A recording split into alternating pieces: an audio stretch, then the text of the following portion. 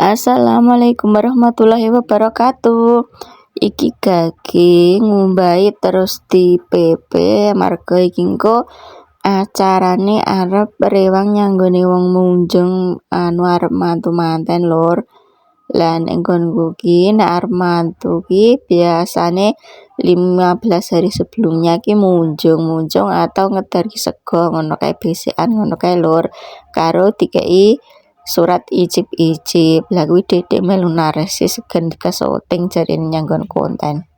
Lah iki wis tekan nyanggone wong rewang lur. Lah iki ayame jumlahe 150 ceritane iki dipanggang ya lur. Lah bumbune niku nek mriki digodhog. Lah bumbune terdiri dari ngene iki: tumbar, bararambang, bawang, miri, kunir, kalih laos, godhong salam, godhong jeruk, kalih napa niku jenenge jahe, kalih serai.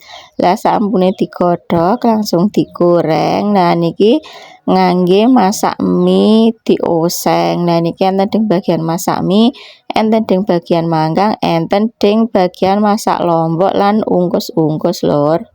Iki engko rencanane manggangi 2 hari karo sesuk lur, marga nek dijiko sepisan mboten nyandak marga napa niku keadaane sami poso dadi dijiko nek mboten salah sampai jam 2 napa jam 1 ngoten. Lah jumlah panggange niki semuanya 350 ekor. Pun mateng mie kalih napa panggang kalih lomboke. Lah niki pun langsung menuju ke bagian ungkus-ungkus.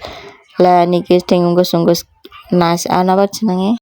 Lombok kularene lombok niku krecek kalih napa niku jenenge cabe besar diiris-iris dioseng kalih bumbu ngoten niku jenenge kula nek ngarani lombok ya lur. Lah niki pun dadi panggang nggih pun napa jenenge dibungkus.